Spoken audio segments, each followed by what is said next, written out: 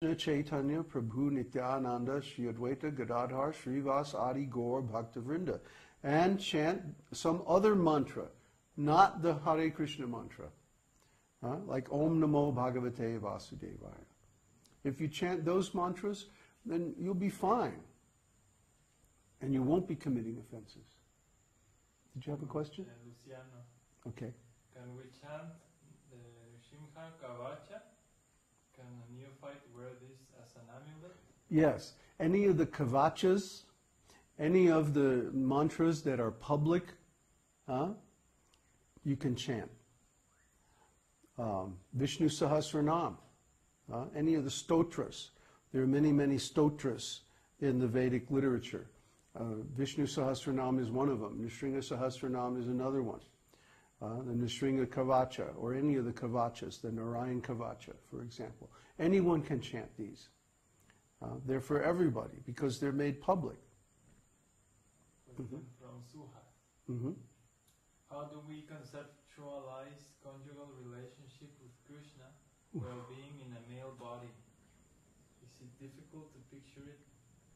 It is difficult to picture it in my head, even though I realize we are only spirit souls. If you have to ask that question, then that's conjugal mood is not for you.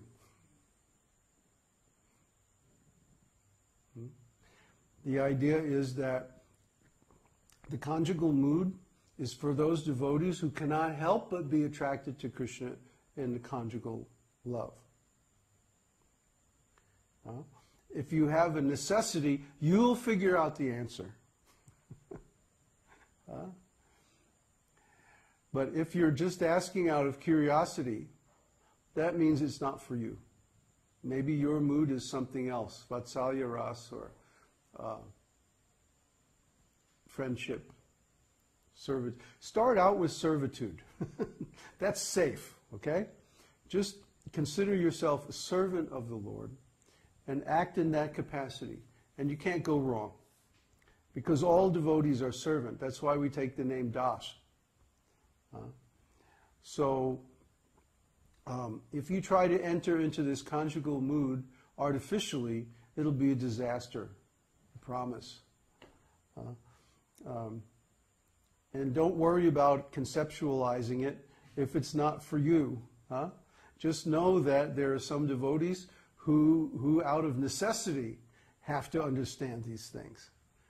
Because they can't approach the Lord in any other way. That is their service. Yes? From Swati.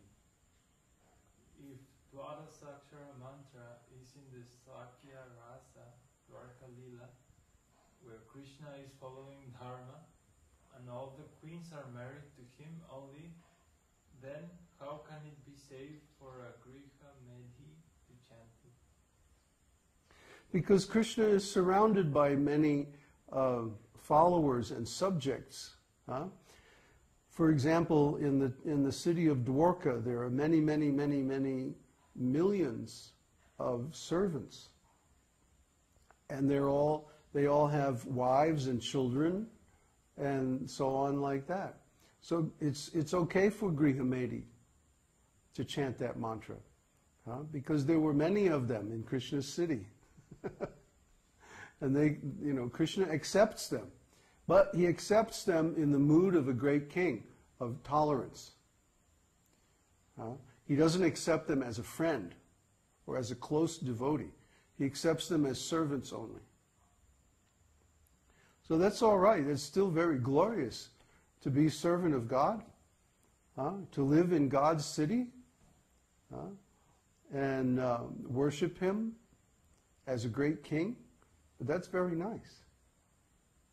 If you go to Jagannath Puri today, you can experience that same mood. And Jagannath Puri, actually, Lord Jagannath is the king. And everyone treats him like he's the king of the whole town. And they all have personal relationships with him on different levels. But most of the people there, they consider themselves fallen, and so their relationship is not direct. but it's through the priests, the pandas. And but Lord Jagannath is so merciful that during the 2 weeks of Rathayatra, when he leaves the temple, the regular Jagannath temple, and he goes to the Gundicha temple, his servants for that whole 2 weeks are the Sabaras. And the Sabaras are a tribal people who also live in Jagannath Puri area. And now they make their living as fishermen. And so they're always out in the boats, you know, and they're kind of rough, you know, strong people. And they eat fish and they do other nonsense, you know. But the Lord accepts them as his servants during a time when he goes back to Vrindavan, symbolically, by going to Gundicha temple. So in other words, he accepts the service of all the people in Jagannath Puri, even though they may be fallen, even though they may be Grihamedi by Vedic standards. Okay? That's the example. So, because the Mula mantra for Lord Jagannath is Om Namo Bhagavate Vasudevaya. See? When you offer something to Lord Jagannath in the temple, like you offer some food, you say, Idang Naivedyang Om Namo Bhagavate Vasudevaya. You see? So you call the Lord with that Dvarashakshara mantra, and whether you're fallen or not fallen, he'll accept. That's his mood. He's very broad-minded, very open-hearted. And he accepts our service no matter what condition we're in, if we approach him in the right mood. So if we are Grihamedi, then we should approach him in that mood of servitude, as a great king. Treat him as a great king, and then that's the proper relationship for that condition. But if we're in a more elevated condition, then we can approach him more intimately and he'll accept. But if we try to approach him intimately from a condition of being fallen, he won't accept. And that's why the devotees who artificially chant Hare Krishna mantra aren't making any advancement. Is it clear? Okay. Question from Bruce. Uh-huh. In Srimad Bhagavatam, it talks about Om Tat Sat. Does this mantra, when chanted, have a different effect than Dvarasakshara mantra? Well, yeah, each mantra has different effect. Om Tat Sat is to say that what I have spoken is the absolute truth. That's the meaning of that mantra. Om Tat Sat. That Tat means that, and Sat means truth, or eternal, which is the same thing. If a truth is eternal, it's also absolute. That's the definition of absolute truth. That a truth which is eternal, which is unconditional, is always true in every condition, in every circumstance, for every being, at any time. So that is an absolute truth. So you'll see often the Upanishads will end with Om Tat Sat. But that's not a mantra that we should chant as japa. Even though it contains the name of the Lord, Om and Sat.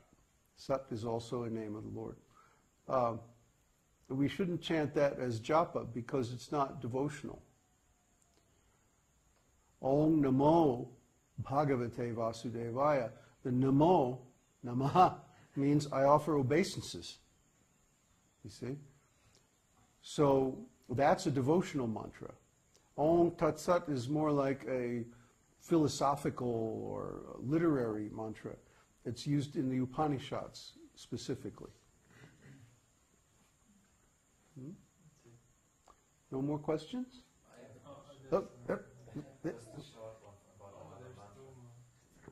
Okay. So, Om Namo Narayanaya, for example, is it also possible for these people to chant? They can chant. That mantra is specifically chanted in the Sri Sampradaya. Om Namo Narayanaya. And that will take you to Narayan. But do you want to go to Narayan? Narayan is situated in the Tatashta region, between the spiritual world and the material world. Okay? And from him emanate all the material universes, the material energy, the Mahatattva, and the spirit souls.